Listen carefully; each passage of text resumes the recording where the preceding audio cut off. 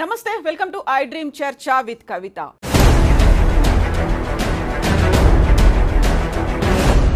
ఒక సీరియస్ అంశం, చాలా స్ట్రాంగ్గా రెస్పాండ్ అవ్వాల్సినటువంటి అంశం ఇది. ఈ మధ్య కాలంలో వినిపిస్తున్నటువంటి అత్యంత జుగుప్సాకరమైనటువంటి సంఘటనల గురించి మనం మాట్లాడుకోబోతున్నాము. 7th క్లాస్లో ఉన్నటువంటి 3 అబ్బాయిలు వీడియోలు చూసి 3rd క్లాస్లో ఉన్న ఒక అమ్మాయిని రేప్ చేశారు, అత్యంత దారుణంగా చంపేశారు. ఇదొక సంఘటన అయితే మద్యం మత్తు ప్లస్ పోర్న్ వీడియోలకి అలవాటు పడ్డటువంటి తండ్రి అదే అడిక్షన్తో సొంత కూతుర్ని 13 ఏళ్ల కూతుర్ని రేప్ చేయడమే కాదు దారుణంగా చంపేశాడు. దీంతో పాటుగా సరికొత్తగా విచిత్రంగా దారుణంగా కనిపిస్తున్నటువంటి ఇంకొక సంఘటన, మద్యం మత్తులో ఉన్నటువంటి ఒక వ్యక్తి గేదెని తాళ్లతో కట్టేసి రేప్ చేయడం అనేది. అసలు మనం ఏ సమాజంలో ఉన్నామో, ఎటువైపు వెళ్తోంది ఈ సొసైటీ, దీని గురించి మనం మాట్లాడుకోబోతున్నాము. ఉన్నటువంటి చట్టాలు ఏం చేస్తున్నాయి, అసలు ఎందుకని ఇంకా బాధ్యతగా వ్యవహరించలేకపోతోంది ఈ సమాజం. మనతో పాటుగా ఉన్నారు సోషల్ యాక్టివిస్ట్ అను ప్రసాద్ గారు, అలాగే advocate and activist Sharada Goud గారు. హలో అండి, నమస్తే. సో శారదా గారు, మీతోనే స్టార్ట్ చేస్తాను. మనకు నిర్భయ యాక్ట్ ఉంది, దిశ యాక్ట్, హాకై యాప్లు ఇలాంటివన్నీ పెట్టిన తర్వాత కూడా ఇంత దారుణమైనటువంటి సంఘటనలు, అది ఒకటి వైపు మద్యం మత్తు అంటున్నాము, లేకపోతే అడిక్షన్ అంటున్నాము, పోర్న్ వీడియోస్ చూస్తున్నారంటున్నారు, అందులో చిన్న పిల్లలు ఇన్వాల్వ్ అవడం అనేది. 7th క్లాస్ పిల్లలమ్మ, వాళ్ళు ఏజ్ ఎంత ఉంటుంది, హార్డ్లీ 13-14 ఇయర్స్. వాళ్ళకి ఆలోచన ఇలా వచ్చింది 3rd క్లాస్ అమ్మాయిని రేప్ చేయాలి, చంపేయాలి అనే ఆలోచన. అంటే మనము డిఫరెంట్ వేలో యాంగిల్లో ఆలోచించాలేమో బహుశా. అంటే ఇప్పుడు సమాజంలో ఉన్నటువంటి పరిస్థితులు, రుగ్మతలు ఇవన్నీ చూస్తుంటే కూడా చాలా అతీతంగా ఒక స్థాయిని దాటిపోయాం. తీవ్రత పెరిగిపోయింది. అంటే నేరాలు ఘోరాలు అనేటివి ఒకప్పుడు మనం చూస్తే సింపుల్గా ఇలాంటివి జరుగుతాయేమో అనేటట్టుగా ఉండేవి. కానీ ఇప్పుడు ఊహించనివి కూడా జరుగుతుండడు. అంటే ఇప్పుడు మీరు చెప్పినది వింటూ ఉంటే అసలు మైనర్స్, మళ్ళీ ఒక మైనర్ అమ్మాయిని, అంటే ఎలా జరుగుతుంది, ఎందుకు జరుగుతుంది? మనకు ఇంతకుముందు ఒకటి శారదా చట్టము అది ఇది అని కొన్ని వచ్చాయి. అంటే ఇప్పుడు బాల్య వివాహాలు వద్దు అంటున్నాం, వద్దు అని. ఎందుకు అంటే ఆ శరీరము అనేది పెళ్ళికి సరిపోయే వయసు కాదు, పెళ్ళికి అనువుగా ఉండదు అనేది పెద్దవాళ్ళ కాకుండా మనకు ఉన్నటువంటి శారీరకంగా ఉన్నటువంటి లక్షణము ఆ టైం అదంతా కూడా ఉండదని చెప్పేసి బాల్య వివాహాలు వద్దు అని. కానీ ఇక్కడ మనం చూస్తుంటే ఏంటి, ఇంకోటి బాల్య నేరస్తుడు అంటాం, జువెనైల్ హోమ్స్ అంటాం. అంటే ఈ ఏజ్ దాటేస్తే వీళ్ళు ఈ జైల్లో ఉండాలి, అంతకు తక్కువ ఉంటే వీళ్ళు జువెనైల్ హోమ్లో ఉండాలి. అంటే ఇప్పుడు మీరు మైనర్ని రేప్ చేస్తారు. ఎలా వాళ్ళ శరీరము దానికి అనువుగా మారింది? మొహమాటం లేకుండా మాట్లాడాల్సిన సమయం ఆసన్నమైంది. భారతదేశం అంటే సంప్రదాయము, కట్టుబాట్లు అన్నీ మనం చాలా మాట్లాడుతూ ఉంటాం. కానీ అవన్నీ కూడా దాటిపోయినాం. విదేశాలనేమో శ్రీకృష్ణుని పూజిస్తున్నారు, శ్రీరాముని భజనలు చేస్తున్నారు, సత్సంగులు చేస్తున్నారు, చీరలు కట్టి బొట్టు వేషధారణం చేస్తుంటే మన దగ్గర ఇక్కడ దానికి భిన్నంగా మనము రకరకాలైన వీడియోలను చూస్తూ సెల్ఫ్గా వాళ్ళకు వాళ్ళు ప్రేరేపితమైపోయి వెళ్ళే సమాజాన్ని ఈరోజు చూస్తున్నాం. అంటే అంత చిన్న పిల్లలు అంటే వాళ్ళ శరీరము అనేది ఒక రేప్ చేసే స్థాయికి ఎలా ప్రొవోక్ చేయబడింది, ఎట్లా వాళ్ళు దానికి ఆలోచన కూడా టెంప్ట్ ఎట్లా అయ్యారు, వాళ్ళ శరీరం ఎట్లా సహకరించింది, అంత చిన్న పిల్ల మీద వాళ్ళు ఎట్లా ప్రయోగం చేయాలనుకున్నారు, ఎట్లా చూడాలనుకున్నారు, అది కూడా మనం ఆలోచించాలి. అంటే ఇక్కడ చట్టాలు అనేటివి చేస్తారు, చట్టాల గురించి కాకుండా అసలు ఈ మనుషుల్లో జరిగే ఈ పురుగు, దీన్ని ఎట్లా మనము బయటికి తీయాలి, అంటే కౌన్సిలింగ్ చేయాలా, ఎవరికి చేయాలి, ఎట్లాంటి వాళ్ళకి చేయాలి. మనం అసలు సెల్ ఫోన్ అనేది ఒకటి ఇన్కమింగ్ అవుట్ గోయింగ్కు అవసరము అనేది ఒకప్పటి ఆలోచన. ఇప్పుడు అలా లేదు. క్లాసెస్ కూడా నువ్వు సెల్ ఫోన్ ఉంటే క్లాసెస్ డెమో అది ఇది అంతెందుకు, మీ టీవీలో కూడా మేము జూమ్లో వస్తాం, ఎక్కడెక్కడి నుంచో మనం మాట్లాడగలుగుతాం. నేను ఎక్కడ వెళ్ళినా కూడా అక్కడ నుంచి నేను మీతో మాట్లాడాలి. అంటే కనెక్టివిటీ అనేది మనకున్న డిస్టెన్స్ అనేది ఫోన్స్ వల్ల తగ్గిపోయింది. అదేవిధంగా నేను ఒక క్లాస్ సంబంధించిన సబ్జెక్ట్ చదువుతూ ఉంటే కూడా మధ్యలో నాకు ఈ పోర్న్ వీడియోస్ వస్తుంటాయి. అర్ధరాత్రి 12 తర్వాత చాలా డిఫరెంట్ వీడియోస్ డౌన్లోడ్ అవుతుంటాయి, మనకి ఇష్టం ఉన్నా ఇష్టం లేకపోయినా వస్తుంటాయి. అది అంటే ఉత్సుకత అనేది ఒక రకమైనటువంటి టెంప్ట్ చేయడంలోకి వెళ్తుంది. అది ఏంటి, ఎలా ఉంటుంది, ఏ రకంగా ఉంటుంది, చేసి చూస్తే ఎలా ఉంటుంది, పిల్లలకు ఆ ఆలోచన వచ్చింది ఫస్ట్. ఎట్లా ఉంటుంది దాన్ని ఒకసారి చూద్దాం అంటే, ఒక స్వీట్ తింటే తీయగా ఉంటుంది, ఒక ఉప్పు వేసుకుంటే ఉప్పుగా ఉంటుంది, కారం వేసుకుంటే కారంగా ఉంటుంది అనేటువంటి ఒక ఆలోచన వస్తుంది. అట్లాగే ఇది అనుభవంలోకి తీసుకుంటే ఈ అనుభవం ఎలా ఉంటుంది, వాళ్ళకి నేరాలు ఇది అవుతే నేరము అనేది వాళ్ళకి తెలియదు. దీన్ని ఫస్ట్ మనము అటెంప్ట్ చేసి చూద్దాం. చేసిన తర్వాత పెద్దవాళ్ళు ఎవరో చూస్తారు, అరే ఇది ఎలా జరుగుతుంది అని చెప్పేసి మళ్ళీ అమ్మాయిని చంపే పరిస్థితికి వచ్చేసింది. అంటే వాళ్ళు చేసిందే తప్పు కాదు, నేరం. ఆ నేరాన్ని కూడా ఇంకొకరు దాచిపెట్టే ప్రయత్నం పెద్దవాళ్ళు చేస్తారు. అది కూడా ఎంత దారుణం అంటే, తమ పిల్లల్ని కాపాడుకునే ప్రయత్నం, ఇంకొక అమ్మాయికి అన్యాయం జరిగింది అయినా పర్లేదు వీళ్ళని రక్షించుకోవాలి అంటే ఆ పాప బతికే ఛాన్స్ ఉంది, వాళ్ళకు కౌన్సిలింగ్ చేయాలి, వీళ్ళకు కౌన్సిలింగ్ చేయాలి, పేరెంట్స్కి కౌన్సిలింగ్ చేయాలి. రెండోది ఇది మామూలుగా సీరియస్ అండి. దీన్ని మామూలుగా ఏదో ఒకరోజు ఈరోజు సంఘటన జరిగింది మనం మాట్లాడుకుంటే సరిపోదు. ఇది బహుశా నేను అనుకుంటా స్టార్టింగ్ పాయింట్ అనుకుంటా. ఈ ప్రపంచంలో కొంత అతీతంగా మనం వెళ్ళిపోతున్నాం, బౌండరీస్ దాటిపోతున్నాం, మానవత్వము అనే ఒక పరిధిని దాటి వెళ్ళిపోయాము. చిన్న పిల్లలు పెద్ద పిల్లలు అని తేడా లేకుండా వెళ్ళిపోతుంది. ఈ నేరాలకు కూడా మనం ఈరోజు ఒక ఏజ్ లిమిట్ అని పెట్టడం తప్పు. శరీరం కూడా మనసు ప్రొవోక్ చేసినప్పుడు శరీరం కూడా ఆటోమేటిక్గా దానికి సంబంధించినట్టుగా విప్పారిపోతుంది అనేది ఈ సంఘటన వల్ల మనకు అర్థమైపోయింది. ఎగ్జాక్ట్లీ.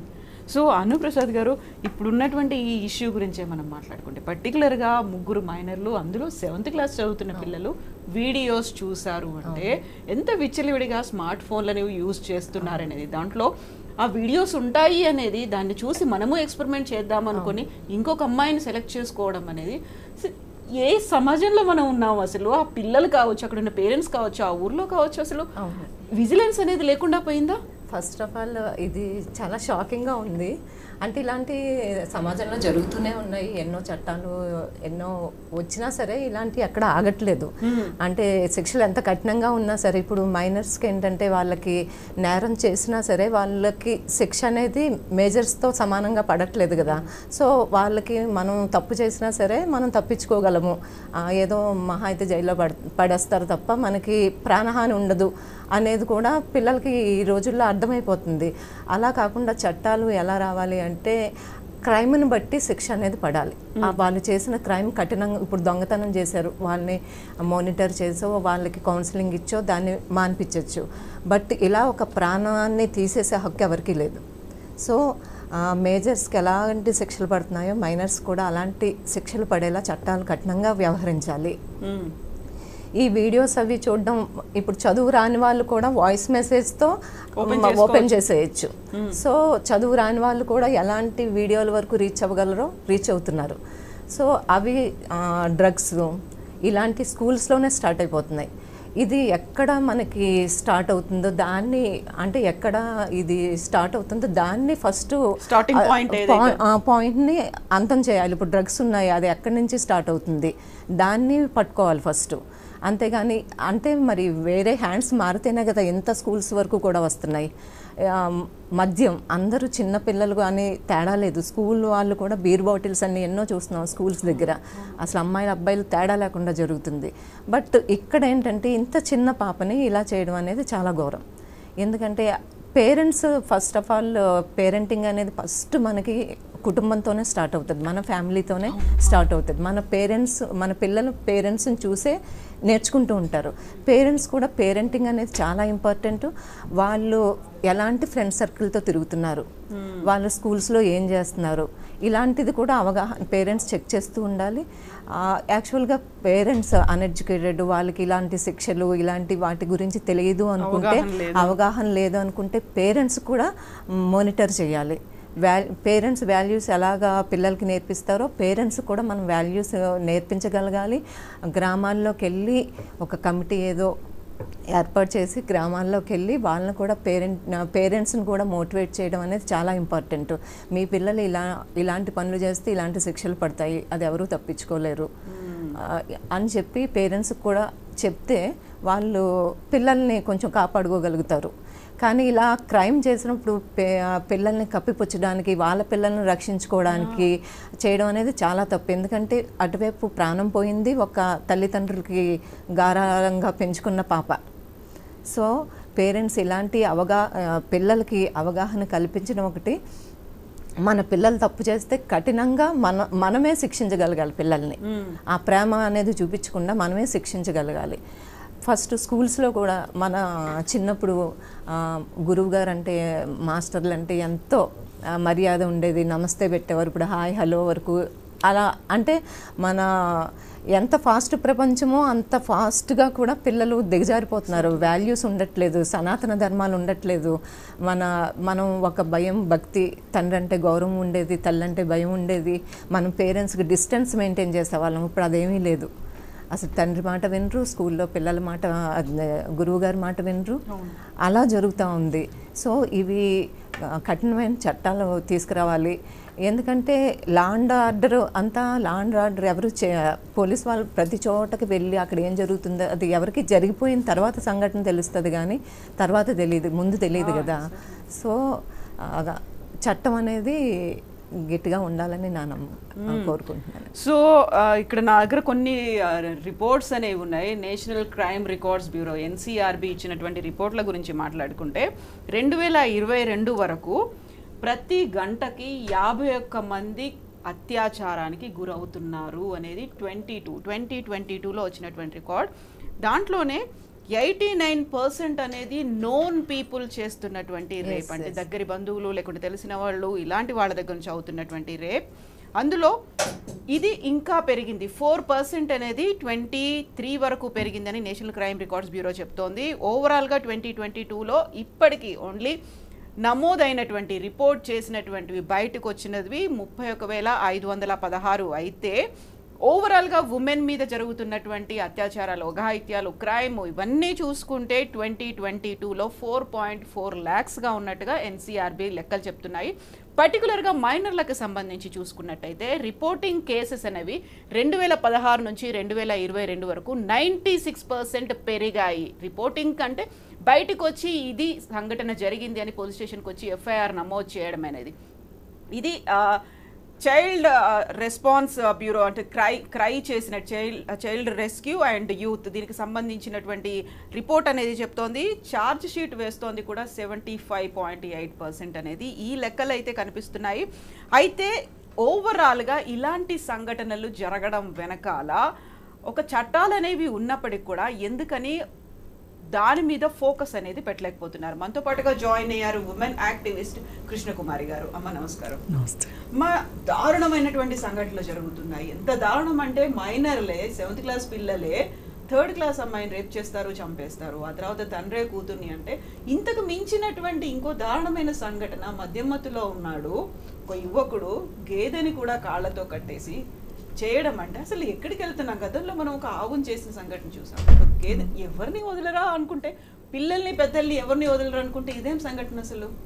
అంటే మనం ఏ స్థాయికి వెళ్ళిపోయింది క్రైమ్ మైండ్ సెట్ ఎంత దాకా వెళ్ళిపోయింది అనడానికి ఇంతకంటే ఇంకేమి ఒక పీక్కి వెళ్ళిపోయింది. ఆ పీక్ ఏంటంటే ఇంకా ఐస్బర్గ్ అంటాం చూడండి, టిప్ ఆఫ్ ద ఐస్బర్గ్, ఆ పరిస్థితికి వచ్చేసింది. మరి ఇలా వచ్చేసిన పరిస్థితికి కారణాలు ఏంటి అని మనం చూసుకుంటే, నేనైతే గంజాయి, పేదరికము, సెల్ ఫోను, ఈ మూడే నేను ఎక్కువ. పేదరికంలోనే నిరుద్యోగము ఇవన్నీ కూడా వస్తాయి. మీరు అడగొచ్చు 13 ఏళ్ళు 14 ఏళ్ళ మైనర్ బాలుడికి వాడి నిరుద్యోగని ఎట్లా అంటారు అని. కానీ దానికి పేదరికం, దానికి డైరెక్ట్ లింకు. 13 ఏళ్ళ పిల్లాడు ఎక్కడ ఉండాలి? స్కూల్లో ఉండాలి. స్కూల్లో ఉండకుండా పిల్లాడు ఎందుకు డ్రాప్ అవుట్ అవుతున్నాడు? డ్రాప్ అవుట్ అయిన పిల్లాడు రోడ్ల మీద కాక ఎక్కడ ఉంటాడు? వాళ్ళకి అజమాయిషి ఏముంటుంది? ఇప్పుడు మనం చదువుకున్నాం, మనలాంటి వాళ్ళం ఒక 13 ఏళ్ళ పిల్లాడు చదువు మానేస్తానంటే మనం ఏం చేస్తాం? నయానో భయానో చెప్పి చూస్తాం. మన పక్కన సొసైటీలో మన బాబాయ్లో మన తాతయ్యలో ఎవరితోనో చెప్పిస్తాము, లేకపోతే ఎలా డెవలప్ అయిన వాళ్ళని ఎగ్జాంపుల్గా చూపిస్తాము. మీరు చదువుకుంటే ఇంత భవిష్యత్తు బాగుంటుందని ఒక ఆశ కల్పిస్తాం వాడికి. రేపు ఉద్యోగం వస్తలేదు తర్వాత విషయం, ముందైతే చదివిస్తాం కదా. అంటే ఈ ఈ ఈ ఖాళీ టైం వాడు చదువుతోటి ఎంగేజ్ అయిపోతున్నాడు. కానీ ఈ పేదరికంలో ఉన్న తల్లిదండ్రులు, ఈ మద్యానికి అలవాటు పడిన తండ్రి తాలూకు భార్య, ఆమె భర్త డబ్బులు ఇవ్వకపోతే పిల్లల్ని తిండి పెట్టడానికి మాత్రమే ఆమె చేయగలుగుతుంది. ఆమె ఏదో ఒక పని చేయాలి. ఆమె పిల్లలకు కాపలా కాస్తుందా? మనం చెప్పినట్టు ఇలా బొజ్జగిచ్చి స్కూలుకి పంపిస్తుందా? ఏం చేయగలదా తల్లి? అందుకే అసలు ఒక మైనర్ ఇలా చేసే పరిస్థితికి వచ్చాడు అంటే ఇదంతా చాలనట్లు. ఇదివరకు ఏవో ఆడేవాళ్ళు, పాడేవాళ్ళు, తిరిగేవాళ్ళు, ఏవేవో అయిపోయాయి. వాళ్ళకి తగ్గ చిన్న చిన్న పనులు చేసుకునేవాళ్ళు, ఆ డబ్బులు ఆవారాగా ఖర్చు పెట్టుకునేవాళ్ళు, అంతటితో ఆగేది. ఇప్పుడు ఈ సెల్ ఫోన్ వచ్చి చేరిన తర్వాత, ఈ గంజాయి జీవితాల్లోకి వచ్చిన తర్వాత వాళ్ళకి విచక్షణ జ్ఞానం పోయింది. పైగా 13 ఏళ్ల పిల్లాడు ఒక అత్యాచారం చేయడానికి ఒడిగడుతున్నాడు, ఆ ధైర్యం వచ్చింది అంటే అది ఎందుకు వస్తుంది ఆ ధైర్యం అంటే సెల్ ఫోన్ ఇస్తుంది ఆ ధైర్యం. పోర్న్ సైట్స్ మనము ఎంత పోరాటం చేసినా బ్యాన్ అవుతూ ఉంటే వస్తున్నాయి. ఇవాళ నేను వస్తూ నాకు ఈ టాపిక్ తెలియదు కానీ నేను వస్తూ చూస్తూ ఉంటే ఒక అతను నిర్లక్ష్యంగా ఫోన్ వింటూ రోడ్లో నడుస్తూ ఉన్నాడు. యాక్సిడెంట్ అవ్వచ్చు ఖచ్చితంగా. అలాగే కొంతమంది మున్సిపల్ వర్కర్సు కూర్చొని 5 ఉంటే 5 స్మార్ట్ ఫోన్లు చూసుకుంటూ కూర్చున్నారు. నేను వాళ్ళు ఫోన్ చూడొద్దు అని నేను అనట్లే, కానీ ఏం చూస్తున్నారు? ఇప్పుడు 2-3 పిల్లలు ఉంటారు, 14 years 15 years పిల్లలు ఎక్కడో చోట కూర్చొని ఫోన్ చూస్తూ ఉంటారు. ప్రపంచంలో ఆనందం అంతా వాళ్ళ మొహాల్లో కనిపిస్తుంది. మనం ఎవరన్నా వెళ్ళగానే ఫోన్ టక్కన ఆపేస్తారు. అది మన ఇళ్లలో కూడా జరుగుతుంది. మరి వీళ్ళు ఏమి మంచిది చూస్తుంటే ఎందుకు ఫోన్ కట్టేస్తారు? ఎందుకు మన ఇళ్లలో పిల్లలు కూడా ఫోను మన కంప్యూటర్లో హిస్టరీ అంతా క్లీన్ చేసి పెడుతున్నారు? అంటే వాళ్ళు చేయకూడదు చేస్తున్నామని వాళ్ళకి తెలుసు, కానీ చూడకుండా ఉండలేకపోతున్నారు. అడిక్షన్ అయిపోయారు. ఇవాళ మనం 100 కోట్ల మంది ప్రజలకి 100 కోట్ల ఫోన్లు ఉన్నాయి అనుకున్నాం, కానీ 100 కోట్ల ఆటం బాంబులు ఉన్నాయి ఒక్కొక్కరి చేతిలో. దీన్ని మనం కాదనలేని సత్యం. ఫస్ట్ ఇక్కడి నుంచి స్టార్ట్ చేయాలి. మనం చిన్నవాళ్ళ దగ్గర నుంచి స్టార్ట్ చేయాలి. చేస్తేనే ఈ క్రైమ్ ఆగుతుంది. ఇది గంజాయి అనేది ఆంధ్రప్రదేశ్లో విచ్చలవిడిగా ఉన్నది అనడానికి ఎన్నో తార్కాణాలు ఉన్నాయి. అన్నిటినీ మించి గేదెను అత్యాచారం చేయడము అనే ఒక పరిస్థితికి వెళ్ళిపోయారు అంటే, మా సోషల్ యాక్టివిస్ట్ దేవి ఒక మాట అంటది, రోడ్లపైన మ్యాన్ హోల్స్ ఉంటాయి కదా, పొరపాటున మ్యాన్ హోల్ అన్నారు, ఉమెన్ హోల్ అని ఉంటే కనుక ఆ మ్యాన్ హోల్స్ను కూడా బతకనివ్వరు, ఆ రోడ్లపైన హోల్స్ను కూడా బతకనివ్వరు మగవాళ్ళు అని. అంటే ఆ స్థాయికి వెళ్ళినందుకు ప్రభుత్వాలు మట్టుకు అర్జెంటుగా ఇంకొక పని, వాళ్ళకి చాలా పనులు ఉండొచ్చు. వాళ్ళ అధికారాలు నిలబెట్టుకోవడం కోసం, పక్క పార్టీల వాళ్ళని ఎమ్మెల్యేలను కొనుక్కోవడం కోసం, అవినీతి చేయడం కోసం చాలా బిజీగా ఉన్నారు వాళ్ళంతా. నేను కాదనట్లా, కానీ మీరు కొంచెం టైం చేసుకోకపోతే రేపొద్దున మీరు ఎవరైతే ఈనాటి బాలలే రేపటి పౌరులు ఓట్లు వేయించుకోవటానికి మీకు పౌరులు ఉండరు.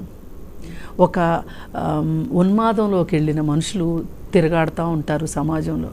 ఎగ్జాక్ట్లీ.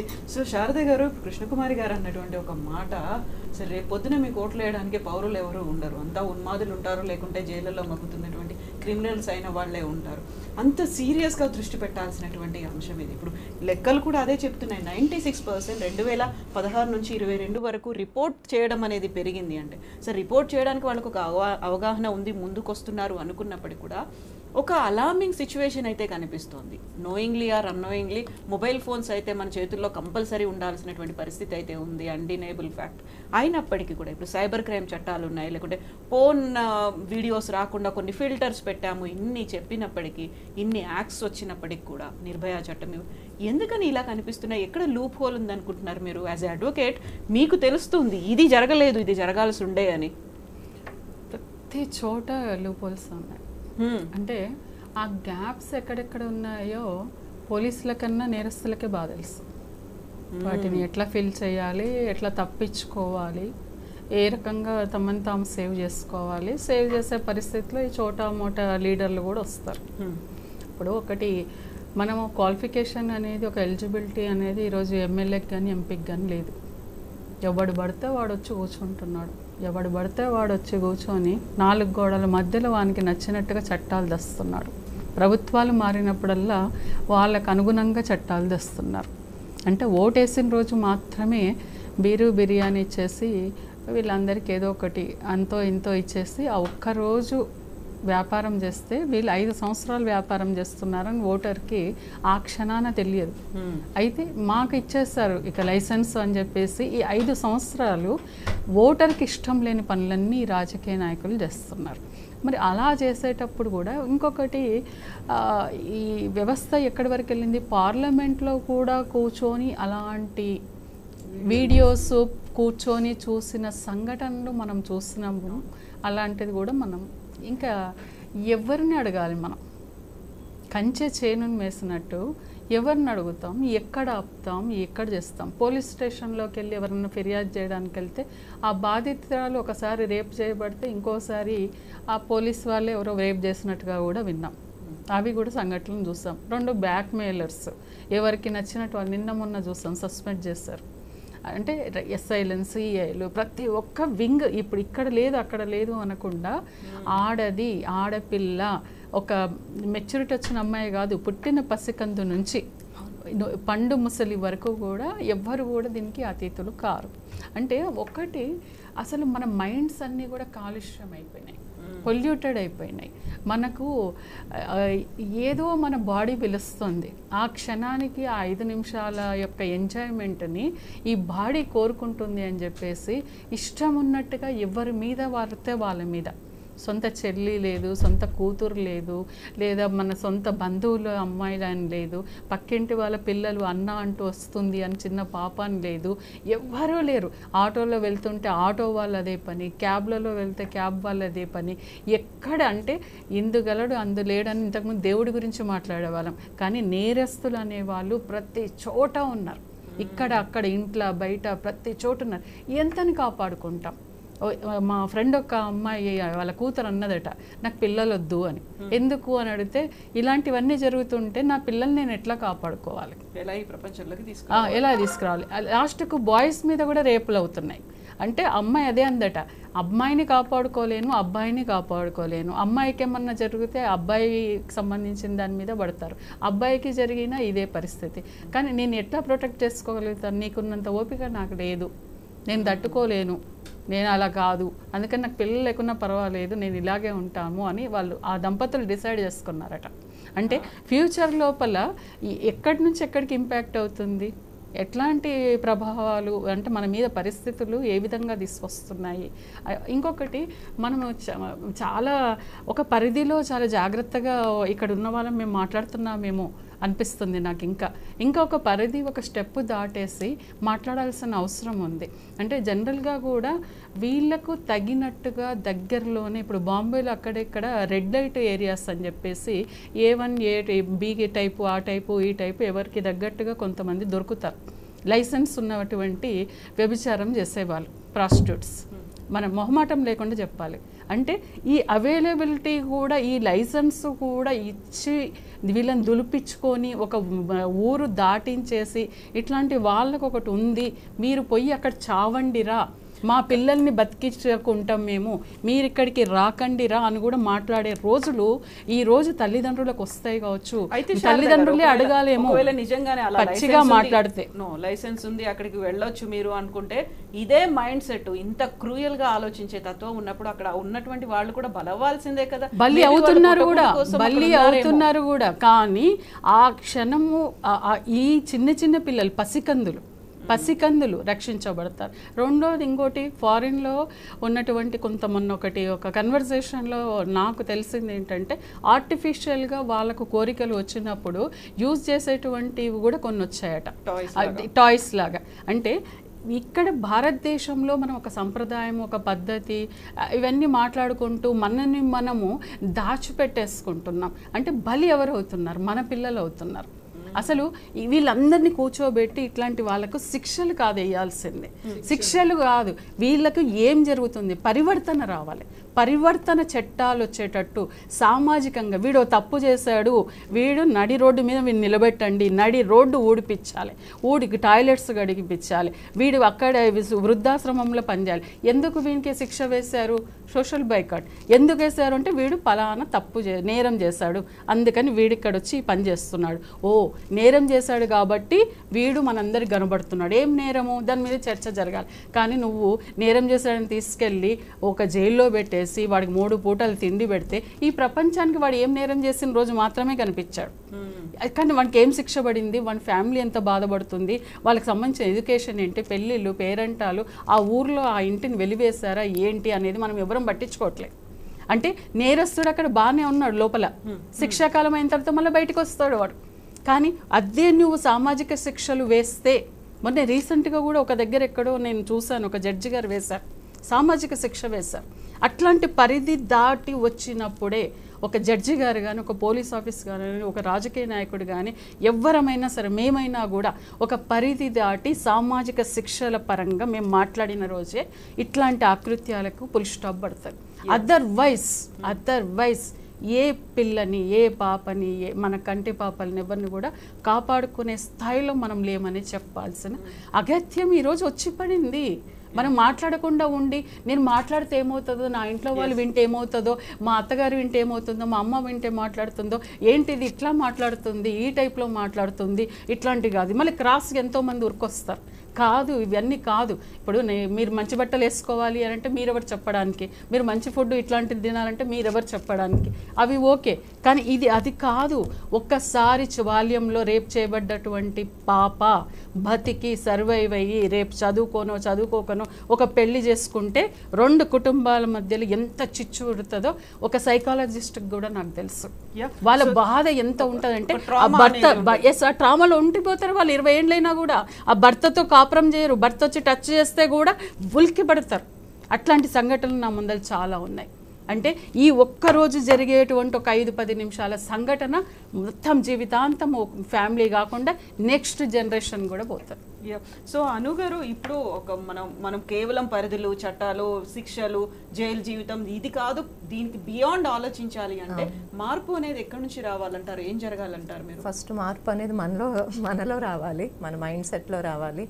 అంటే అది మన పేరెంట్స్ ఎంత పేరెంటింగ్ చేసినా, ఎంత చెప్పినా వీళ్ళు క్రైమ్ చేసుకుంటూ వెళ్తున్నారు. ఎందుకంటే చెడు స్నేహాలు, బయటకు వెళ్ళి ఎవరితో తిరుగుతున్నారు, ఏం తింటున్నారు, ఏం తాగుతున్నారు, దాని మీద పేరెంట్స్కి అవగాహన ఉండదు, చెప్పరు కదా ఇంటికి వచ్చిన తర్వాత. ఇప్పుడు మేడం అన్నట్టు చైల్డ్ రేప్ కానీ, లైంగిక వేధింపులు కానీ జరిగిన అమ్మాయికి ఫ్యూచర్ పెద్ద అయిన తర్వాత పెళ్ళైతే అసలు భర్తతో చెప్పలేక ఆ జ్ఞాపకాలు నిజంగా టార్చర్ అంటే టార్చర్ అనిపిస్తారు. యాక్చువల్గా మనం ఈ చిన్నపిల్లల మీద రేపులు అంటే అసలు అంతకన్నా అరాచకం ఇంకేం లేదు. ఇప్పుడు పెద్దవాళ్ళు అనుకోండి, మనం చెప్తాం, వాళ్ళకి జాగ్రత్తలు చెప్తాం. మన టీనేజ్ అమ్మాయిలకి అయితే చెప్తాం గుడ్ టచ్ ఏంటి, బ్యాడ్ టచ్ ఏంటి, అది చిన్నప్పటి నుంచి మనం ఫ్యామిలీలో చెప్తాం. నువ్వు ప్రతి వాళ్ళని ఇలా చూడాలి, అలా చూడాలి, గుడ్ టచ్ ఏంటి అని మన పిల్లలకి పేరెంటింగ్ చేస్తాం. వినే పిల్లలకి చెప్పగలుగుతాం. వినని పిల్లలు బయటకు వెళ్ళి ఇప్పుడు అందరూ చాలా రౌడీజంగా మాట్లాడడం ఇవన్నీ చాలా ఎక్కువైపోయింది. సో ఇప్పుడు టీనేజ్ పిల్లలు అనుకోండి, మనం చెప్తాము వాళ్ళకి సెల్ఫ్ డిఫెన్స్ నేర్చుకోండి, అది చాలా ఇంపార్టెంట్. ఎవరైనా మిమ్మల్ని ఏదైనా చేసినా మీరు రెస్పాండ్ అవ్వచ్చు. ప్లస్ డిఫెన్స్, కరాటే ఇలాంటి చాలా ఉన్నాయి మనం కాపాడుకోవడానికి. అవి కలుపుతున్నారు. మళ్ళీ మనం పెప్పర్ స్ప్రేలు పట్టుకెళ్ళండి అంటాము, ఏవేవో చెప్తాము. కానీ అవన్నీ పాటించగలగాలి కదా. ఆ టైంలో మైండ్ పనిచేయాలి. నెక్స్ట్ మనం అందరికి ఈ నెంబర్స్ ఇస్తాము, ఈ నెంబర్స్ కాల్ చేయండి, పెట్టుకోండి, ఇవన్నీ కూడా అన్ని ఎన్నో అవేర్నెస్ చెప్తూనే ఉన్నాము. కానీ జరిగే క్రైమ్స్ జరుగుతూనే ఉన్నాయి. పోక్సో చట్టం కూడా వచ్చింది కదా, 12 సంవత్సరాల నుంచి 20 సంవత్సరాల వరకు వాళ్ళకి శిక్ష అనుభవిస్తున్నారు. మేడం అన్నట్టు హ్యాపీగా జైల్లో కూర్చుని పని పాటు లేకుండా తిని కూర్చుని బయటకు వస్తున్నారు. అందుకే ఎక్కడ ఆగట్లేదు. ఈ డ్రగ్స్ ఇలాంటివన్నీ ఫస్ట్ ఆఫ్ ఆల్ ఇవి బ్యాన్ చేయాలి. కానీ యూట్యూబ్లో కూడా ఈ వీడియోస్ వాటి మీద ఎంతవరకు పర్మిట్ చేయాలి అనేది కూడా అవగాహన అక్కడ చట్టం తీసుకురావాలి డెఫినెట్గా. కాకపోతే ఒకటి కాకపోతే ఇంకో సైటు యుఎస్ లేకపోతే యూకే అదర్ కంట్రీ సైట్స్ కూడా వీళ్ళు వెళ్ళి అంటే నేరం చేసుకుంటున్నారు. అంటే నేరం చేయాలి అనుకున్న వాళ్ళకి వేల రకాల ఆలోచనలు ఉంటాయి, ఎలా తప్పించుకోవాలని కూడా ఆలోచిస్తారు. సో ఇవన్నీ కూడా కంట్రోల్ చేయాలి గవర్నమెంట్ అనేది. కృష్ణకుమారి గారు, ఇప్పుడు కంట్రోలింగ్ మెకానిజం అనేది గవర్నమెంట్ ఏదో చేస్తుంది, పోక్సో చట్టం ఉంది, నిర్భయ యాక్ట్ ఉంది, యాప్లు ఉన్నాయి, హాకై అనేది ఉంది, దిశ, ఇవన్నీ వచ్చిన తర్వాత కూడా ఇన్ని అవుతున్నాయంటే ఎంతసేపు మనం ఇంతకుముందు ఆడపిల్లల గురించి మాట్లాడుకున్నాం, జాగ్రత్తగా ఉండాలి, వేసుకోవాల్సినటువంటి డ్రెస్సులు. ఆ తర్వాత వచ్చిన కాన్సెప్ట్ అబ్బాయిలకు కూడా నేర్పించాలి ఎలా బిహేవ్ చేయాలన్నది. ఇప్పుడు అది అవుతుంది ఇది అవుతుంది అయినప్పుడు కూడా ఏది అవ్వట్లేదు. మీరు అంత భ్రమలో ఉండదు. నిన్న ఆంధ్రప్రదేశ్లో జరిగిన ఘటన, నంద్యాలలో జరిగిన ఘటనకి ఆ పిల్లలు చేశారు, మేము సెల్ ఫోన్లో చూడటం వల్లే చేశామని వాళ్ళు పాపం కన్ఫెస్ చేశారు. ఎస్, అది చూసే చేశారు. వాళ్ళు ఎంతవరకు చూశారు? ఆ యాక్ట్ వరకు సెల్ ఫోన్లో చూశారు, ఆ యాక్ట్ చేసేశారు.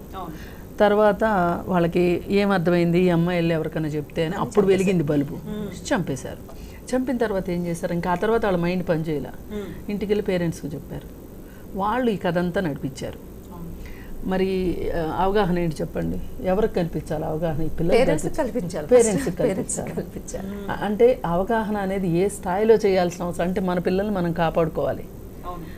వాళ్ళకి ప్రాథమికంగా వాళ్ళకి తట్టింది ఏంటి? మన పిల్లల్ని మనం కాపాడుకుందాం అనుకున్నాం. మరి సత్యహరిశ్చంద్రులు ఏమైపోయారు? పెద్దలు పిల్లల్ని తిడుతున్నాం మనము, పెద్దలు ఎందుకు పోలీస్ స్టేషన్లో రిపోర్ట్ చేయలేదు అంటే వీళ్ళ పిల్లలు ఏమైపోతారో, ఈ ప్రపంచానికి తెలిస్తే ఏమైపోతుందో అనే కదా. అందుకని మనకి నిర్భయ ఘటన జరిగిన తర్వాత, నిర్భయ చట్టం వచ్చిన తర్వాత నాకు అర్థమైనంతలో, నేను స్టడీ చేసినంతలో ప్రపంచంలో ఏ చట్టం అంత గొప్ప చట్టం లేదు నిర్భయ చట్టం. మన భారతదేశం అద్భుతం ఏంటి అంటే ఇంప్లిమెంటేషన్ సంగతి తర్వాత, ముందు చట్టం చేసి అక్కడ పెడతాం. ఎందుకంటే గోల్ చేసేవాళ్ళు ఉన్నారు ఎక్కువ, అందుకని ఒక చట్టం చేసి వదిలేస్తారు. మళ్ళీ చట్టాన్ని ఇంప్లిమెంట్ చేయట్లేదు ఏంటి అని అడిగే గ్యాంగ్ లేరు ఇక్కడ. మాకు చట్టం కావాలి. చట్టం ఎవరు ఇంప్లిమెంట్ చేయాలి? యంత్రాంగం అంతా చేయాలి. అంత యంత్రాంగానికి చేసే ఓపిక లేదు. ఎందుకంటే నేను ఇందాకే చెప్పాను, ఈ యంత్రాంగాన్ని నడిపించాల్సిన పొలిటీషియన్స్ వాళ్ళ గోల్లో వాళ్ళు ఉన్నారు. సరే, ఇప్పుడు నిర్భయ చట్టం ఏం చెప్తుంది? అసలు ఎవరమైనా ఒక్కసారి నిర్భయ చట్టాన్ని దుమ్ము దులిపి తీసి 10 సంవత్సరాలు అయింది కదా ఆ చట్టం వచ్చి. 10 సంవత్సరాల కాలంలో నిర్భయ ఫండ్ ఒకటి పెట్టాలి అని జస్టిస్ వర్మ కమిషన్ చెప్పారు. అలాగే జస్టిస్ వర్మ ఇంకా చాలా రికమెండేషన్స్ పెట్టారు మన ముందు, మనం వాటిని పట్టించుకోవట్లా. అవి కానీ ఈ 2014 నుంచి పట్టించుకుని ఉన్నట్లయితే ఇవాళ క్రైమ్ తగ్గేది. నేను అష్యూర్డ్గా చెప్పగలను, క్రైమ్ తగ్గేది. ఆయన ఏం చెప్పారు? నిర్భయ ఫండ్ పెట్టండి, పాఠశాల స్థాయి నుంచి పిల్లలకి అవగాహన కల్పించాలి. మోరల్ సైన్స్ అన్నది ఒక సబ్జెక్ట్ ఉండేది, ఇప్పుడు తీసేశారు. మనకి ఇప్పుడు అంతా ఏంటంటే ప్రతిదీ జీకేనే, ప్రతిదీ MCQ, question and answers. Robots లాగా పెంచుతున్నారు పిల్లల్ని కూడా, ఈ కాంపిటేటివ్ స్పిరిట్. ఇంకా అసలు వాళ్ళకేమీ బుర్ర పనిచేయట్లేదు. ఇప్పుడు డబ్బు ఉన్న వాళ్ళు, లేని వాళ్ళు, పొలిటికల్ అంటే పేరున్న వాళ్ళు, వీళ్ళందరికీ కూడా ఇప్పుడు ఎన్ని పబ్ కేసులు జరిగినాయి, డ్రగ్స్ కేసులు. కానీ అవి ఒక 3-4 రోజులు మీడియాల ముందు స్పీచ్లు ఇస్తారు, దాని గురించి ధూమ్ధామ్ చేసేస్తారు. కాకపోతే అక్కడ శిక్షలు ఎక్కడ పడుతున్నాయి? వాళ్ళని తప్పించేస్తున్నారు. డబ్బున్న వాళ్ళకి, లేని వాళ్ళు దొరుకుతున్నారు, వాళ్ళకి ఏదో ఒక శిక్షణ వేస్తున్నారు. కానీ పలుకుబడి ఉన్న వాళ్ళని ప్రభుత్వం ఎంతవరకు శిక్షించగలుగుతుందా? శిక్షించట్లేదు. అది ఈజీ అయిపోయింది. అందుకే క్రైమ్స్ ఎక్కువ జరుగుతుంది. ఇప్పుడు నిర్భయ ఘటనలో ఎవరైతే పార్టిసిపేట్ చేశారో, జైల్లో ఉన్నారో, వాళ్ళని కదిలిస్తే వాళ్ళు ఏమన్నారు? రోడ్డు పైన కదా జైల్లోనే వాడు. ఇంకా లేదు, మైనర్ ఎప్పుడూ బయటకు వచ్చేసాడు. అందుకే మైనర్స్ ఎక్కువ చేస్తున్నారు. మాకేం పర్లేదు అంత ఆలోచన ఉండదండి. మీరు అసలు అంత బ్లేమింగ్ చెయ్యొద్దు. మనం బ్లేమింగ్ అంటూ చేయాల్సి వస్తే పెద్దవాళ్ళనే చేద్దాము. పిల్లల్ని అసలు మైనర్ చిల్డ్రన్ గురించి ఎందుకంటే వాళ్ళకి పనిచేసే హార్మోన్స్, వాళ్ళకి విచక్షణ. ఇప్పుడు ఒక 30 ఏళ్ల వాడికి విచక్షణ లేదు అంటే అది నేరం. ఒక 14 ఏళ్ల పిల్లాడికి విచక్షణ లేదు అంటే అది నేరం కాదు. నేను అంటే తప్పు చేయలేదు వాళ్ళని అనట్లేదు. మనం డీల్ చేయాల్సిన పద్ధతి డిఫరెంట్గా ఆలోచించాలి. 14 ఏళ్ల పిల్లాడు ఇప్పుడు పిడుక్కి బియ్యానికి ఒకే మంత్రం పెడితే కాదు. ఇప్పుడు ఆ రోజు వాళ్ళు బ్రిటిష్ జర్నలిస్ట్ వచ్చి అడిగితే అసలు మన భారతదేశంలో ఉన్న ఒక జర్నలిస్టుకి, బాధ్యత గల జర్నలిస్టు వెళ్ళి అసలు మీరు ఈ క్రైమ్ ఎందుకు చేశారు అని అడగలేదు. జర్నలిస్టులు కూడా తిట్టుకోవాలి ఖచ్చితంగా. వీళ్ళేదో మేము ఫోర్త్ ఎస్టేట్ అని చెప్పుకుంటామే కానీ ఫోర్త్ ఎస్టేట్కి తగ్గట్లుగా జర్నలిస్టులు ప్రవర్తిస్తున్నారా? ఒక క్రైమ్ జరిగింది, అది చాలా చాలా పెద్ద క్రైమ్ మనకు తెలిసినంతలో, మనం పుట్టిన దగ్గర నుంచి నిర్భయ ఘటన అనేది. వాళ్ళ దగ్గరికి వెళ్ళి అసలు మీకు ఈ క్రైమ్ చేయాలని ఎందుకు అనిపించింది, అసలు క్రైమ్ మోటో ఏంటో తెలియందే మనం అసలు ఎట్లా అరికట్టగలుగుతాము? వాళ్ళు ఏం చెప్పారో ఆవిడ వచ్చి అడిగితే, రోడ్డు పైన మిఠాయి కనిపిస్తే తినకుండా ఉంటామా? ఒక మాట. దిశాది కూడా అలాగే జరిగింది కదా. ఒక మాట. రెండో మాట ఏం చెప్పారు, అసలు 9 గంటలకి బాయ్ ఫ్రెండ్తో కలిసి సినిమాకి వెళ్ళే అమ్మాయికి ఆ అమ్మాయి మంచిదని మీరు ఎందుకు అనుకుంటున్నారు? ఆ అమ్మాయి అలాంటి అమ్మాయి కాబట్టి మేము చేశాం అని. పైగా ఆ అమ్మాయి ప్రతిఘటించకుండా లొంగిపోయి ఉంటే కనుక ఆ అమ్మాయిని అంత ఇబ్బందిగా పెట్టేవాళ్ళం కాదు. ఇవన్నీ వరుసగా వాళ్ళు చెప్పుకుంటూ వచ్చారు. ఈ చెప్పుకుంటా రావడం వెనక మాల కారణాలు ఏంటి? అసలు వాళ్ళు ఎందుకు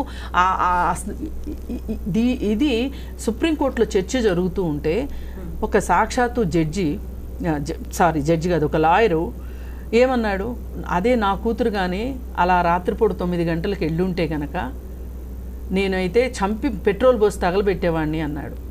అంటే వీళ్ళ మానసిక చదువుకున్న వాళ్ళు, చదువుకోని వాళ్ళు, అగ్ర కులాల వాళ్ళు, పై తరగతుల వాళ్ళు ఇలా ఆలోచిస్తుంటే సంకుచితంగా, ఇప్పుడు 9 గంటలకు వెళ్ళొద్దన్నారండి, నేను కూడా ఒప్పుకుంటా. 9 గంటలకు రక్షణ లేదు, సరే 9 గంటలకు వెళ్ళకండి ఆడపిల్లలు. జాబ్ చేసే కాదమ్మా, ఒక్క నిమిషం.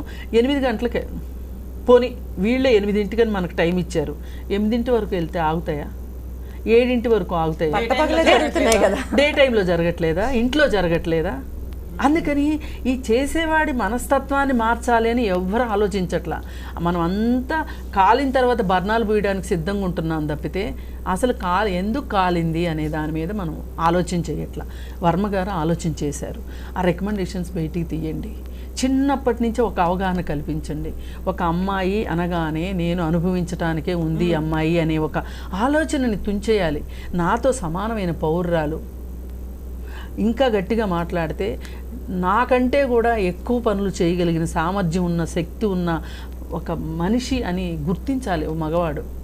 అప్పుడు ఇలాంటివి చిన్నప్పటి నుంచే రావాలండి. ఇది ఎప్పుడో హఠాత్తుగా ఒక డిగ్రీ అయిపోయిన తర్వాత, ఇంటర్మీడియట్ అయిపోయిన తర్వాత వచ్చే విషయం కాదు. చిన్నప్పటి నుంచి తల్లిదండ్రులు నేర్పించాలి, స్కూల్లో వాళ్ళు నేర్పించాలి. ఇవి కాకుండా మనకి ఇవాళ ఒక సాంస్కృతిక విలువలు అనేవి లేవు సమాజంలో. ఇవాళ షార్ట్స్ వస్తున్నాయి కదా, షార్ట్స్ అలవాటు పడిపోయాను.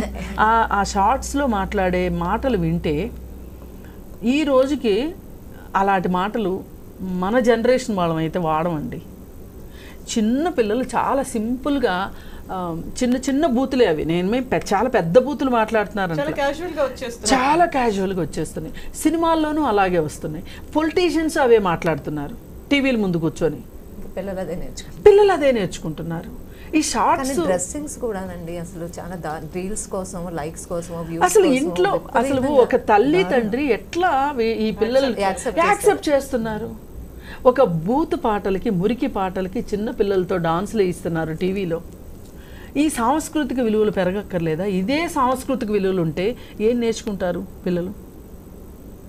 అదే వెకిల్తనం, పెద్దవాళ్ళదే అదే వెకిల్తనం. జబర్దస్త్ ఎంత పడి పడి చూస్తున్నారండి. సో కాళ్ళు చదువుకున్న వాళ్ళు కూడా చూస్తున్నారు కదా. Double meaning. Sridevi drama company ఎన్ని మురికి జోకులండి. నిన్నగాక మొన్న ఆమె కిరాక్ బాయ్స్, కిలాడి గర్ల్స్, అనసూయ చేసిన ప్రోగ్రాం. అనసూయ పైన బ్లేజర్ ఇప్పేస్తుంది, ఈమె ఇప్పేస్తే ఆయన ఇప్పేస్తాడు, ఆయన ఇప్పేస్తే ఏమి ఇప్పేస్తుంది. ఇప్పుడు చూసేవాళ్ళు చూస్తుంటారు ఇంకేమి ఇప్పుతారా వీళ్ళు అని. తర్వాత నెక్స్ట్ ఎపిసోడ్కి ప్రోమో రిలీజ్ అయింది. అదేంటి, ఈమె చాలా అగ్లీగా వేసుకున్నాడు చీరే కాదనట్లా, చీరని ఎంత సెక్సీగా కట్టుకోవచ్చో, బ్లౌజ్ ఎంత సెక్సీగా వేసుకోవచ్చో వేసుకొని ఈమె టీచర్ అంట, పాఠాలు చెప్తుందంట. ఇవి ఎందుకు అసలు? వీటి మీద నియంత్రణ ఏది అసలు? ఇన్ని విషయాలు జరుగుతున్నప్పుడు ఒక పిల్లవాడు మంచిగా ఉండటం కన్నా చెడిపోవడానికి ఆస్కారం ఎక్కువ కనిపిస్తుంది. మంచిగా ఉన్నాడంటే అదేదో పెద్ద విచిత్రం ఇప్పుడు మనకి. ఇప్పుడు మనం ఏదైనా మంచి చెప్పిన పిల్లలకి అది వినడానికి కూడా ఇష్టపడట్లేదు, విసుక్కుంటున్నారు సౌండ్ కూడా, అలా ఉంది. ఇదండి ఇన్ని రకాలుగా జరుగుతున్నప్పుడు మనము ఏ రకంగా మనము దీన్ని ప్రక్షాళన చెయ్యాలి అనే ఒక ఉద్దేశం లేకుండా ఊరికే మనం కూర్చుని మాట్లాడుకున్నంత మాత్రాన క్రైమ్ ఆగదండి. ఇవాళ గేదెలు అయిపోయినాయి, ఇంకా వాళ్ళకి మనుషులు దొరకలేదు ఆ టైంలో, అందుకని గేదెలు దొరికాయి. ఇంకిప్పుడు ఇంకా ఆలోచించండి, ఆ రైతు అంటే వాళ్ళకి ఫిజికల్గా మెంటల్లీ స్ట్రెంత్ కూడా వాళ్ళకి నేర్పించాలండి, మెంటల్ స్ట్రెంత్ కూడా డెవలప్ చేయాలి వాళ్ళకి. అంటే ఇప్పుడు ఒకటి మనం బాగా ఆలోచించాల్సిన అవసరం ఏముందంటే, మనం ఈ క్షణాన మాట్లాడతాం వెళ్ళిపోతాము అదంతా అయిపోతుంది, కానీ అసలు మనం చెప్పాల్సినటువంటిది ఏంటి, సమాజానికి ఇవ్వాల్సింది ఏంటి, పోలీసు వాళ్ళకి సూచించాల్సింది ఏంటి. రాజకీయ నాయకులు ఈరోజు చట్టసభల్లో ఉంటున్నారు, అవునన్నా కాదన్నా చట్టాలను చేసేది వాళ్ళే చేస్తారు. కాబట్టి మనము ఇప్పుడు వేరే దేశాల లోపల ఎలా ఉంది అంటే, ఒక నేరం జరిగినప్పుడు ఖచ్చితంగా నేరస్తుడు నేరం ఎందుకు చేశాడు అనేది ఇంటర్వ్యూ జరుగుతుంది, ఖచ్చితంగా ఇంటర్వ్యూ జరుగుతుంది. మన దగ్గర అట్లాంటి ఇంటర్వ్యూస్ లేదు, అట్లాంటి ఇంటర్వ్యూస్కి అలో కూడా చెయ్యరు. అది కూడా చాలా ఇంపార్టెంట్. కౌన్సిలింగ్స్ అంటే జైళ్ళలో కొంతవరకు కొంతమంది ఇంట్రెస్ట్ ఉన్న యాక్టివిటీస్ వెళ్ళి యోగా చేయించడము, సైకాలజీగా వాళ్ళకి ఏదన్నా డిప్రెషన్లో ఉంటే వాళ్ళకి కౌన్సిలింగ్ ఇవ్వడం అట్లాంటివి మామూలుగా చేస్తున్నారు.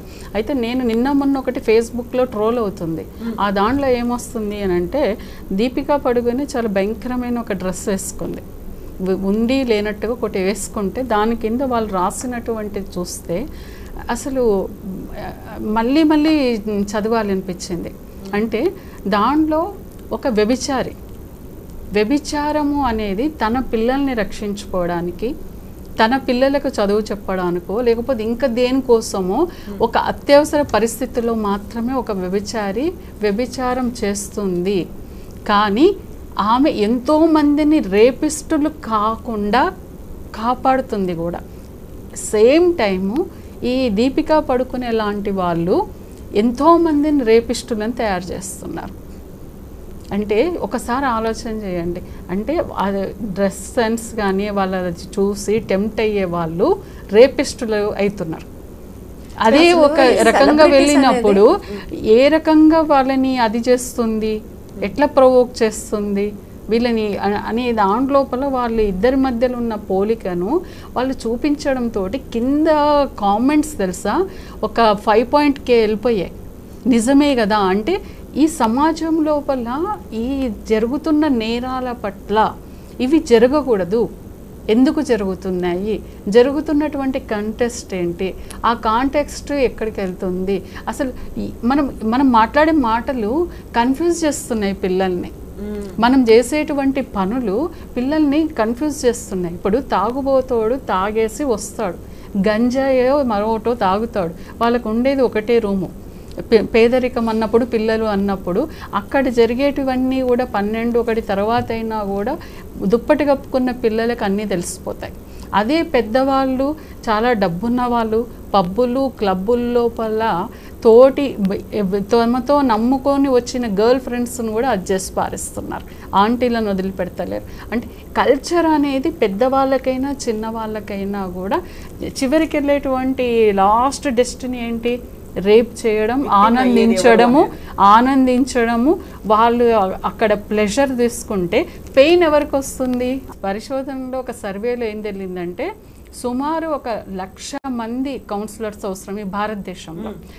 దాంట్లో కూడా పేరెంటింగ్ చేయాల్సింది 100 మందిని తీసుకుంటే 96% మందికి కూడా పిల్లల్ని ఎలా పెంచాలి, పిల్లలని ఎలా అది చేసుకోవాలో తెలియదట.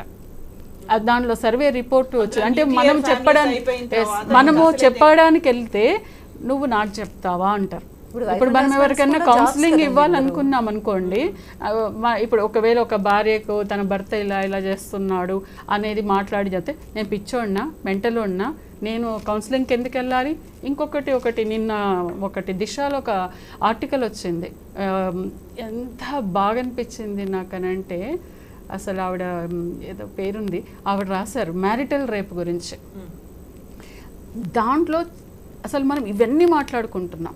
ఒక మ్యారేజ్ అయినటువంటి అమ్మాయిని కూడా ఇష్టం లేకుండా ఏ రకంగా మ్యారిటల్ రేప్ చేస్తారు, ఆ దాంట్లోపల ఆమె చిత్ర అంటే ఎంత హింసపడుతుంది, ఎగ్జాంపుల్స్తో సహా అన్ని ముందలు పెడితే ఒక మామూలు ఒక ఇంత చీమ కుడితేనే ఇది నొప్పిలేస్తుంది ఈ చర్మం, అట్లాంటిది ఒక మనిషిని ఒక దాన్ని ఇంతదిగా చిందర బందర చేసేసి లైఫ్ కాకుండా ఈ రక్త మాంసాలతో ఉన్నటువంటిది అంటే ఒక పసి పిల్లల కోసం దేవుడు ఏర్పరిచినటువంటి ఈ వక్షోజాలను కూడా ఎంజాయ్మెంట్ కోసం ఈ స్త్రీ యొక్క శరీరాన్ని కూడా అంటే ఒక మెచ్యూరిటీ వచ్చినటువంటి అమ్మాయి లోపల వక్షోజాలు ఉంటాయి, కానీ అప్పుడే పుట్టిన పిల్లకి కానీ ఒక 3-4 నెలల పిల్లకి కానీ 5 ఏళ్ల పిల్లకి కానీ ఏం శరీరం ఉంటుంది అంటే ఏం జరుగుతుంది ఇక్కడ?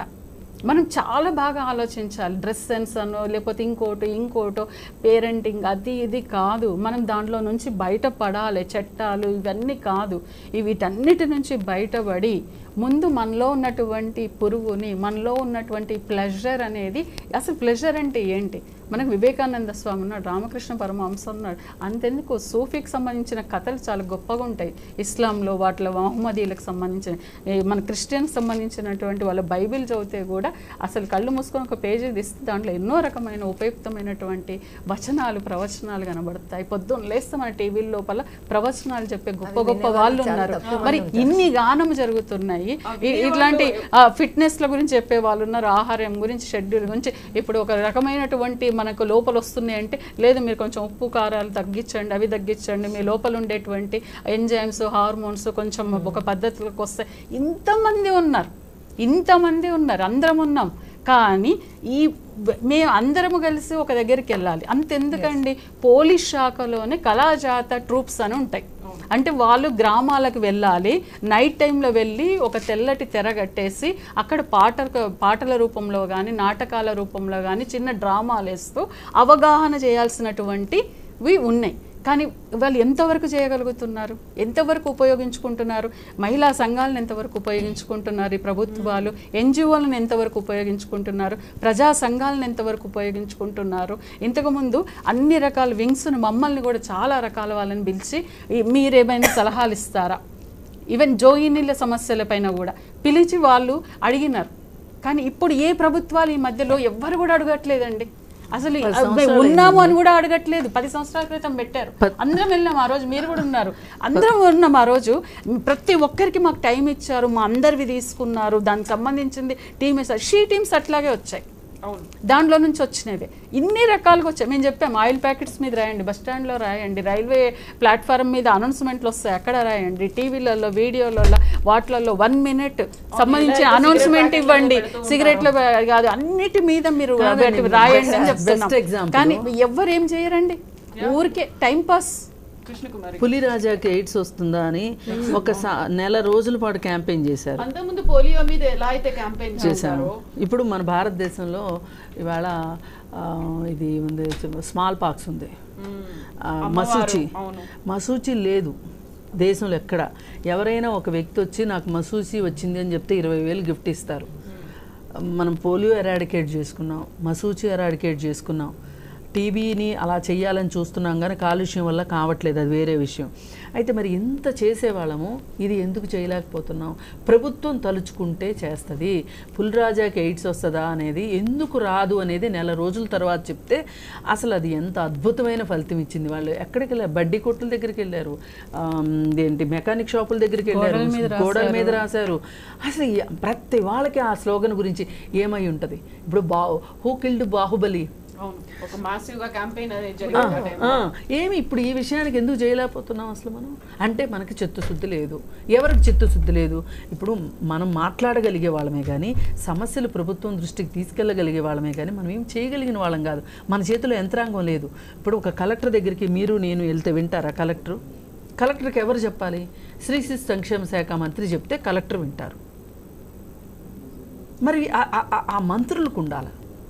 అట్లాంటి ఏమి లేకుండా ఫలితాలు ఎట్లా ఆశిస్తాం మనం ఏమి దాని మీద ప్రతి సంవత్సరం జూబ్లీ హాల్లో నేషనల్ క్రైమ్ వచ్చినప్పుడు వెంటనే ఇక్కడ ఒక సెమినార్ జరిగేది.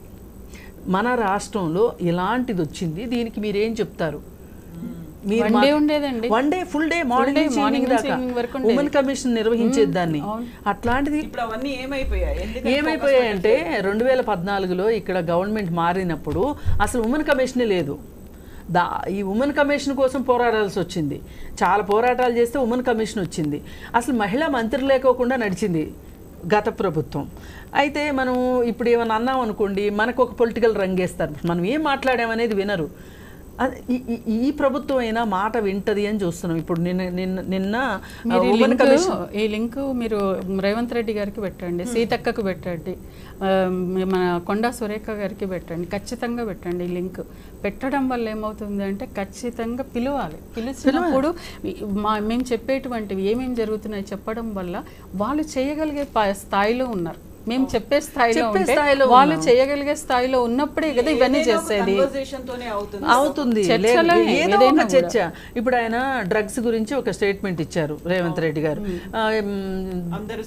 సినిమా వాళ్ళందరూ చిరంజీవి గారు పంపించేశారు అని చెప్పారు. అంటే కొంతవరకు ఒక స్టెప్ ముందుకు వచ్చారన్నట్లు లెక్క. ఇప్పుడు రీజన్స్ ఏంటో తెలియదు కానీ నిన్న మహిళా కమిషన్ చైర్పర్సన్ నిన్న నేరేళ్ల శారద గారు వచ్చారు.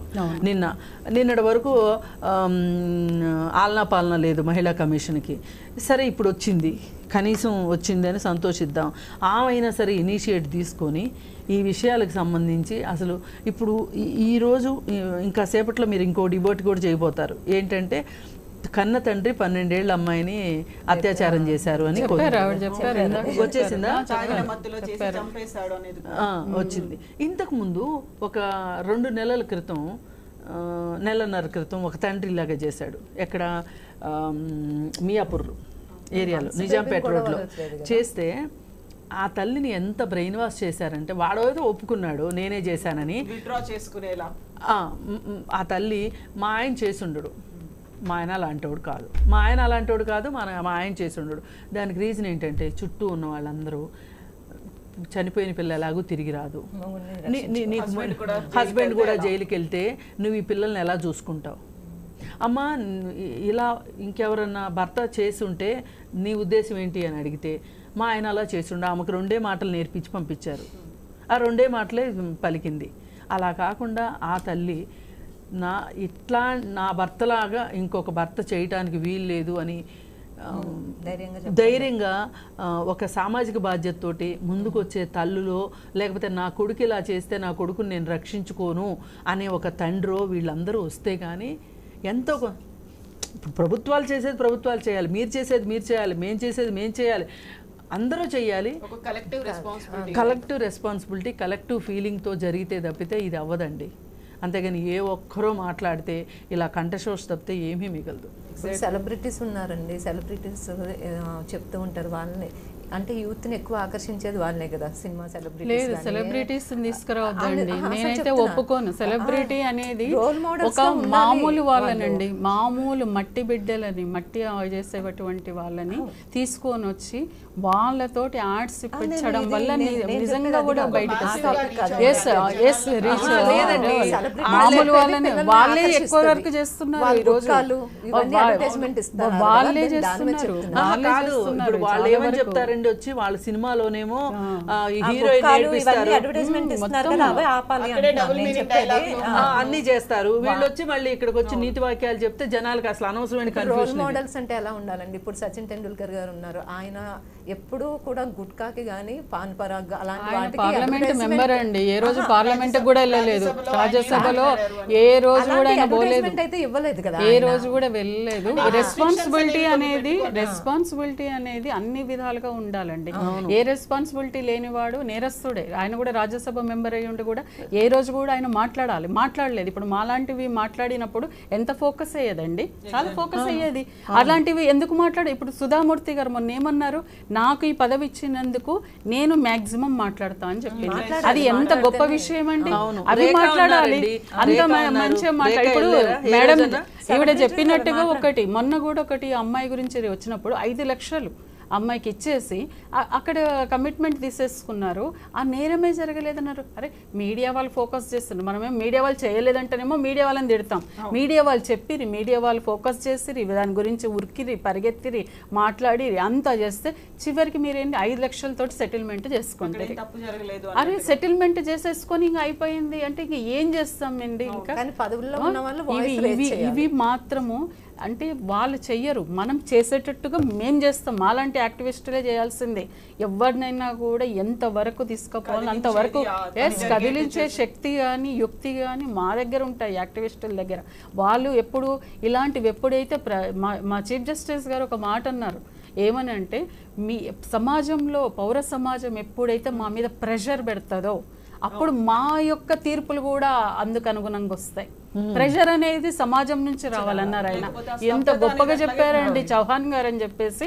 ఆయన వెళ్ళిపోయారు, చాలా గొప్పగా చెప్పారు ఆయన. అంటే పౌర సమాజం అనేది ఎప్పుడు కూడా మనం ఏం చేస్తాం, మనం చెయ్యలేము, మనం చట్టాలు వాళ్ళు చేస్తారు కదా, మనం ఏం చేయలేం. లేదు, నీ వాయిసే చట్టాన్ని చేపిస్తుంది. నువ్వు మాట్లాడే వాయిసే రేపు చట్టం అవుతుంది. నీకు అంత శక్తి ఉంది. పౌర సమాజం చాలా గొప్పది అని ఆయనే చెప్పినప్పుడు మనం ఎందుకు తీసుకోలేమండి? ఇప్పుడు మనకు వచ్చిన చట్టాలు కూడా ఏం ఫ్రీగా రాలేదండి. ఎవరు వడ్డించిన విస్తరైతే కాదు, పోరాటాలు చేస్తేనే వచ్చినాయి. డ్రెస్ కూడా ఈ మహిళకు ఒక బ్లౌజ్ లేదండి.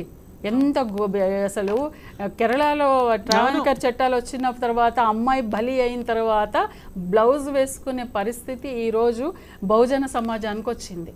అంతకుముందు ఎవరికి ఉన్నాయి ఆధిపత్య కులాలు మాత్రమే బ్లౌజ్ వేసుకోవాలి. అది వేసుకోవాలంటే డబ్బులు కట్టాలి. అంటే ఎంత పోరాడితే ఒక మనిషి చచ్చిపోతే ఈ రోజు నిండు డ్రెస్ తోటి ఈ రోజు కుల మతాలకు అతీతంగా వేసుకుంటున్నాం. ఫుడ్ కానీ అవి కానీ ఇవి కానీ ఓటు కానీ అంబేద్కర్ కానీ ఓటు వీళ్ళంతా ఏమన్నారు ఆధిపత్య కులాల వాళ్ళు?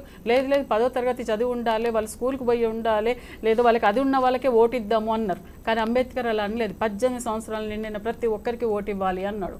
కాబట్టి ఈరోజు వచ్చింది. అంటే ఎక్కడో ఒక చోట గొప్ప వాళ్ళు ఉన్నారు, ఉన్నారు. కానీ ఆ మార్పుని తీసుకొచ్చే విధంగా మనం నిజంగా కన్సిస్టెన్సీ మెయింటైన్ చేస్తూ నిజంగా ఆ టైప్లో మనం మాట్లాడగలిగితే మనం అనే వాళ్ళం ఇంకా బతికున్నాము, మనం చేయగలిగితే పిడికెడు మందినండి. కానీ ఈ పిడికిలి అనేది ఎంత పవర్ఫుల్ అనేది ఎన్నో ఉద్యమాలు చేస్తున్న మనం ప్రతి ఒక్కరికి తెలుసు. ప్రతి ఉద్యమంలో అందరం ఉన్నాం. మీరు కూడా ఉన్నారు కదా, మీరు కూడా ఉన్నారు. ఒక యాంకర్గా మీరు ఇక్కడ ఈరోజు డిబేట్ చేస్తూ మీరు కూర్చొని ఉండొచ్చు. కానీ ఆ శక్తి అనేది ఒక మహిళకు ఉండే శక్తి ఎవరికి ఉండదండి. దాన్ని మనం తీసుకురావాలి, ముందు పెట్టాలి. మీరు ఈ దాన్ని ఎంతవరకు వీలవుతుంది ప్రభుత్వానికి మాత్రం ఈ లింక్ పోయేటట్టు చేయండి. ఖచ్చితంగా మహిళా కమిషన్ కూడా నిన్న వచ్చారు, ఆవిడకి అభినందనలు తెలియజేస్తున్నా. వాళ్ళకి కూడా అనుభవం తక్కువ ఉంటుంది.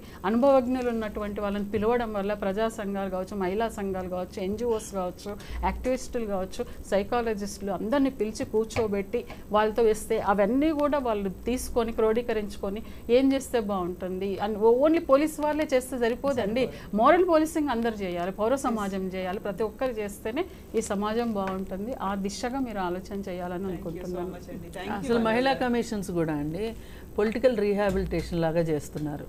అట్లా కాకుండా కాస్త జ్ఞానము, కాస్త పనిచేసిన చదువుకున్న